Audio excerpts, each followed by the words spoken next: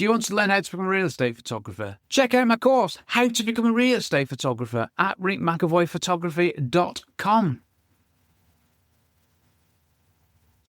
Forget everything you've heard about photography rules. The rule of thirds isn't a rule, it's a cheat code that'll instantly make your photos more interesting. And I'm going to show you exactly how to use it right now, yes really. Now, you know that feeling when you take a photo and it just looks, well, off? The subject's there, the lighting's decent, but something's not quite right. 9 times out of 10, it's your composition. And the quickest fix for this? It could quite possibly be the rule of thirds, dear listener. Now, this isn't some complicated photography theory that takes years to master, oh no. This is a simple grid that photographers have been using for decades because it just works. Your camera probably already has it built in. You just need to know what to do with it. And your phone probably has it too. Today, I'm going to break down the rule of thirds in the simplest way possible. No jargon, no complicated explanations, just practical advice that'll change how you take photos from this moment forward.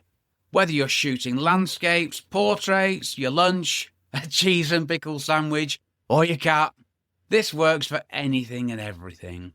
Well, it's always worth trying. Hi, and welcome to episode 221, blimey, of the Splendid Photography Explained podcast, which is titled Composition Made Simple, the Rule of Thirds for Beginners. And yes, I had to check that title was correct, and I'm not sure why.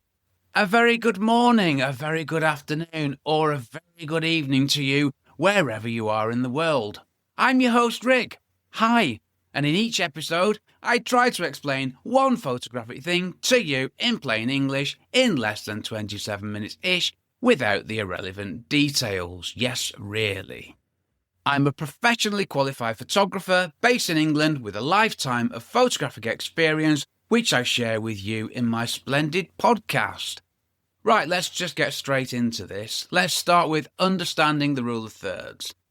Simply, imagine your photo divided into 9 equal parts by 2 horizontal lines and 2 vertical lines. It's like a noughts and crosses grid, or tic-tac-toe if you're in the US. Hello, US. That's it. That's the rule of thirds grid. It is that simple. And this is the theory, which is equally simple. Instead of putting your main subject bang in the middle of the frame, you place it along these lines or at the points where they intersect. These intersection points are called power points. Apparently, I'm not sure on that term myself. I just call them points. And they're where your viewer's eye naturally wants to look. I've already said this. Your camera or phone, it probably has this grid already built in. On most cameras, you'll find it in the display settings menu. Turn it on and you'll see these lines overlaid on your screen or viewfinder. And on phones, it's usually in the camera settings under grid or composition grid. Switch it on now if you haven't already, or when you finish listening to this, and you will thank me later. Now, why does this work, Rick? Why does this work? Well, our brains don't actually like things centred. Sounds odd, I know, but it's true. Centred compositions can feel static, a bit like a passport photo. No one likes them, do they? But when you offset your subject slightly, it creates visual tension and interest. Your eyes move around the frame rather than just landing in the middle and stopping. The rule of thirds taps into something called the golden ratio, which appears throughout nature and art. But you don't need to know the maths, just know that this grid works because it's based on how humans naturally view the world. And that's what we're interested in, isn't it? How humans naturally view the world, not machines, not AI, us humans. This is for us, it really is. And this also builds perfectly on what I covered in episode 220, The Photographer's Eye, See a Great Photo Before You Take It, where I talked about training yourself to see the great compositions before you press the shutter.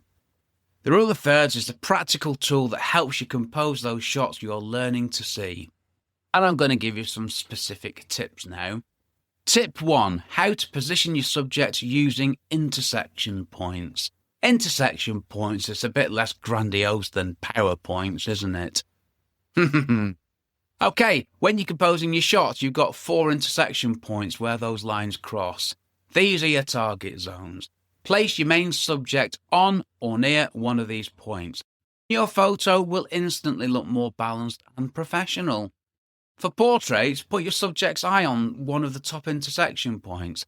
Not the whole face, their eye. The eye is where we connect with people in photos, so that is your anchor point. And if you're shooting someone from the side, put their eye on the intersection point that they're facing into. This gives them space to look into within the frame, which feels more natural.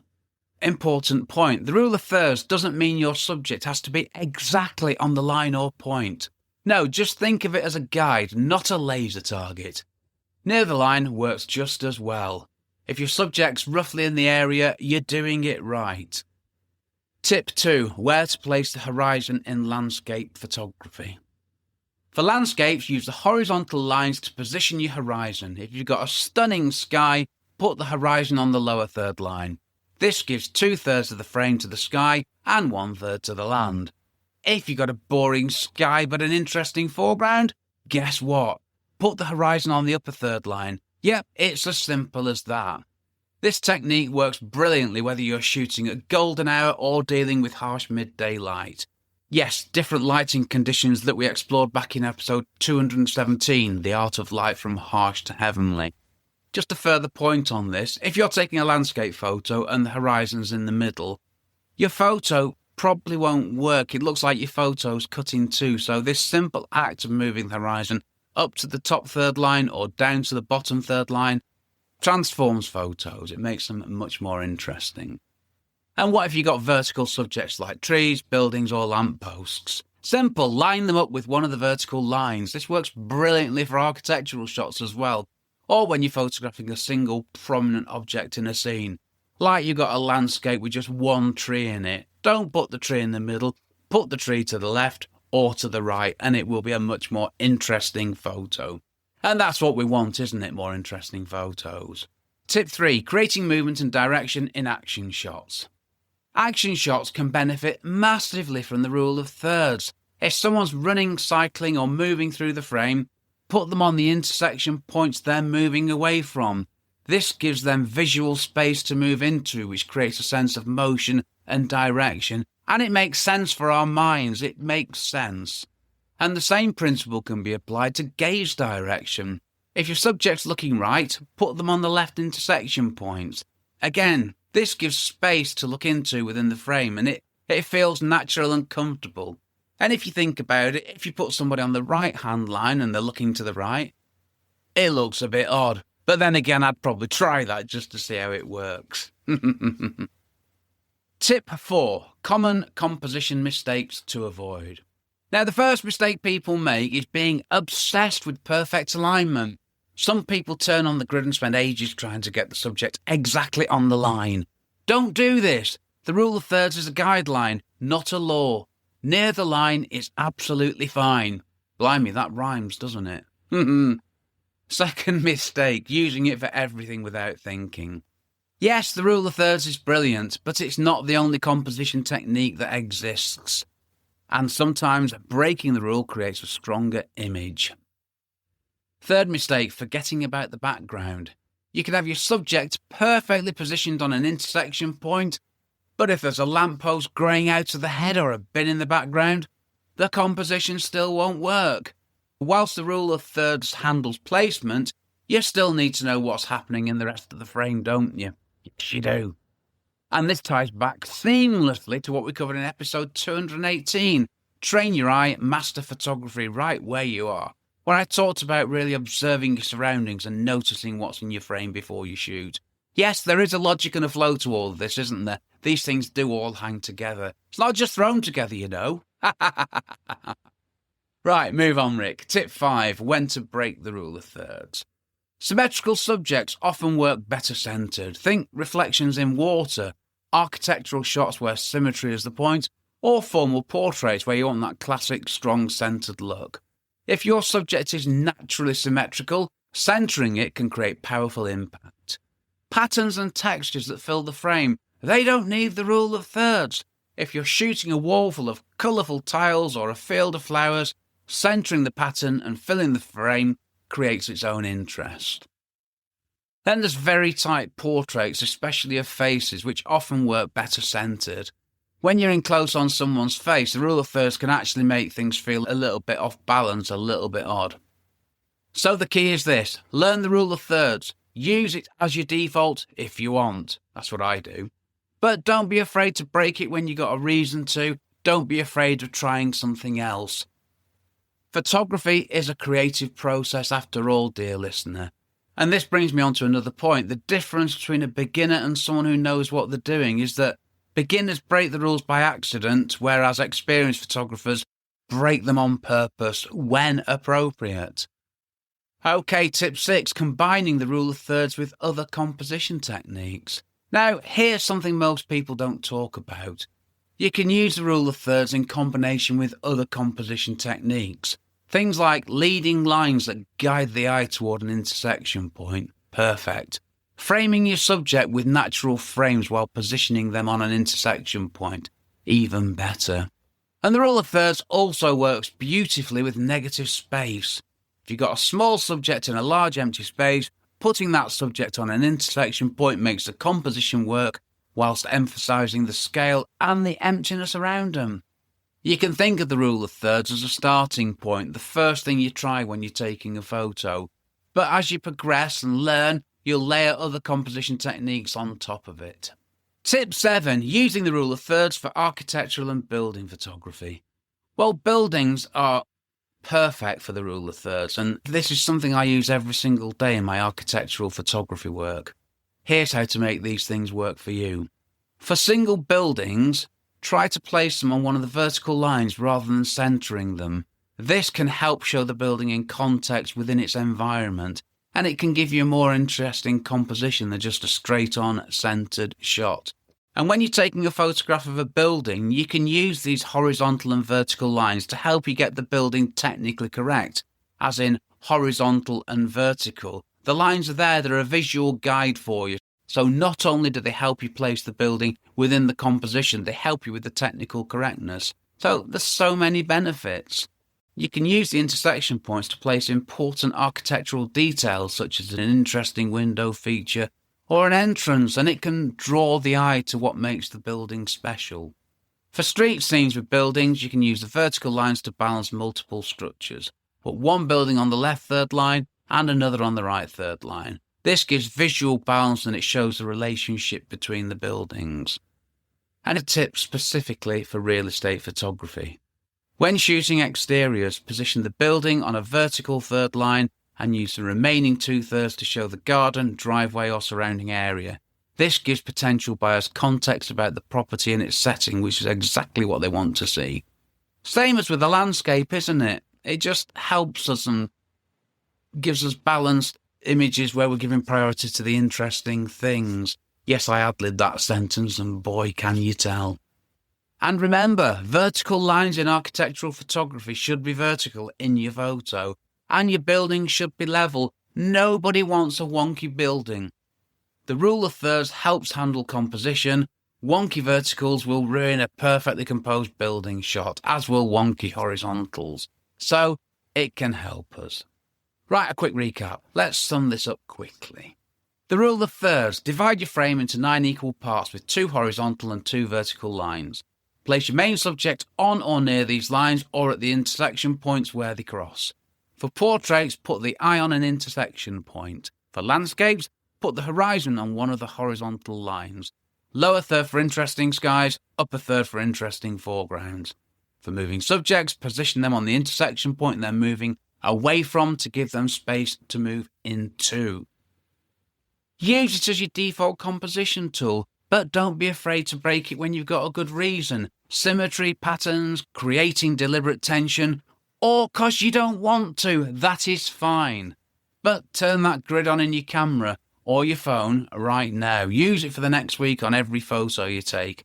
And after that, you might find you don't need the grid anymore. You'll be seeing the rule of thirds in your mind's eye before you take the shot. But I keep the grid on all the time. It's a nice little reminder for me. Yep, you can use these grid lines to help get a precise composition bang on, even if the final image is not following the rule of thirds. So much to love, how utterly splendid. Okay, here's something for you to do, dear listener. Take 3 photos today using the rule of thirds. Okay, next time you go out taking photos, it doesn't have to be today, obviously. 1 portrait, 1 landscape, and 1 of anything else. Position your subjects on the intersection points or lines. Then take the same 3 photos with your subjects centered. Download them and then compare them, and I hope you'll see the difference immediately. The rule of thirds versions will hopefully look more professional, more interesting, more dynamic, better photos. And once you've done that, why not spend some time looking at photos in magazines, online, in galleries, wherever you want, and your own photos, of course, and notice where subjects are positioned. You'll start seeing the rule of thirds everywhere. Professional photographers use it constantly. It might just be that you've never noticed it before. Well, if you didn't know about it, you wouldn't notice it, would you?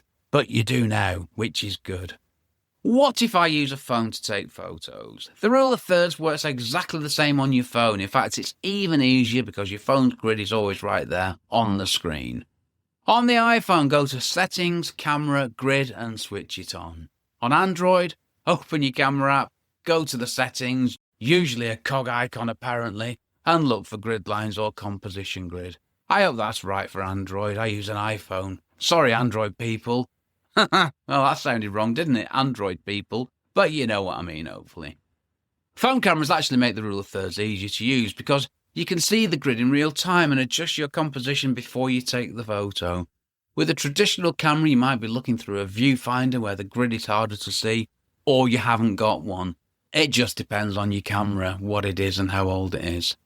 And one tip for phone photography, use the rule of thirds, especially when shooting vertical photos for social media, Instagram, TikTok and stories and all that stuff. They all use vertical formats and the rule of thirds stops your subjects from getting lost in all that vertical space. Yes, me giving a tip on taking photos for social media, whatever next, how utterly ironic. The tapped... Yeah, I know, it doesn't happen often, don't worry. The tap to focus feature on phones works brilliant with the rule of thirds. Position your subject on an intersection point, tap it to focus, and you've nailed both focus and composition in one move. What do I do? Well, I think you know by now. I use the rule of thirds. No surprise there. It's my default starting point for, well, almost every composition. Now I think about it. It's become so automatic I don't even think about it anymore, which is why I had to think about it. I also use the rule of thirds in my editing. If I've taken a photo and the composition feels slightly off, I'll crop it in Lightroom using the rule of thirds grid. And this morning I edited a photo that it wasn't working, so I did quite a significant crop. I cropped in quite a lot, but I framed it using the rule of thirds. I've done that this morning, and it helped give the photo a logic and balance. And I break the rule when I want to. So I'm not bound by it. I use it to help me take better photos, which has got to be a good thing, hasn't it? Move on, Rick. Right, one more thing.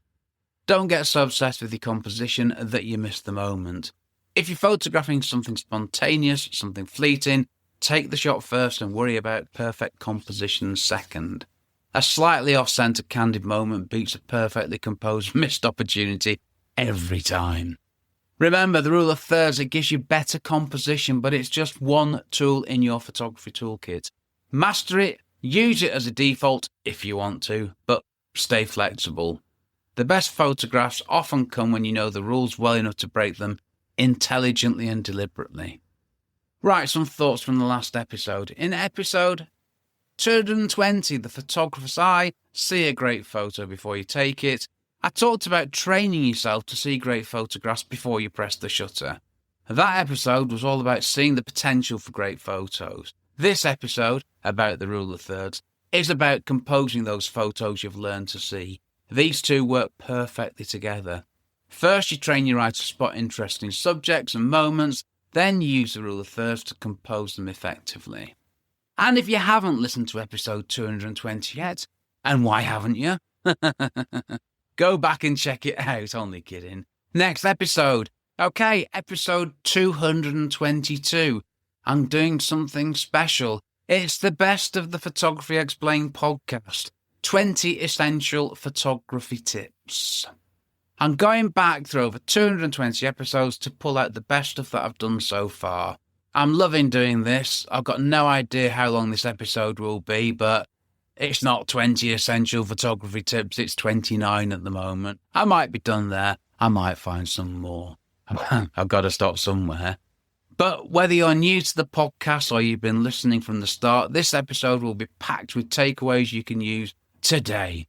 Right, if you've enjoyed this episode, be sure to subscribe so you don't miss any future ones. And for anything else, check out my website, McEvoyphotography.com, where you can find out how to ask a question, how to get a weekly email from me, get in touch, or find out more about my splendid podcast. And you can text me directly from the podcast feed too, which is a marvellous feature.